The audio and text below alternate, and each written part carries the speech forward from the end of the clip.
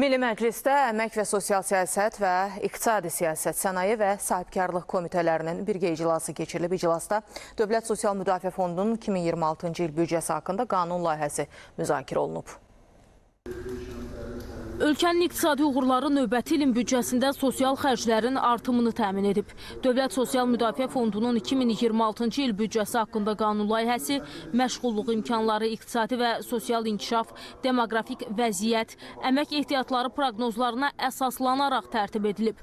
Qanun layihəsində yer alan büdcə rəqəmləri diqqətə çatdırılıb.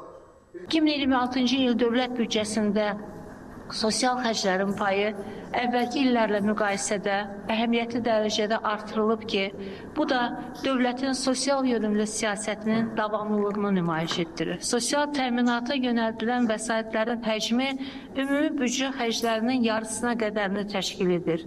Və bu faktın özü də hər şeydən öncə insanın rifahını diqqət mərkəzinə alan uğurlu dövlət modelinin, dövlət siyasətinin bariz bir göstəricisidir. Qanun layihələri plenar iclasa tövsiyə olundu. Günay Bünyadzadə, Royal Əsadov, Səkinə Bababəyova, ASTV Xəbər.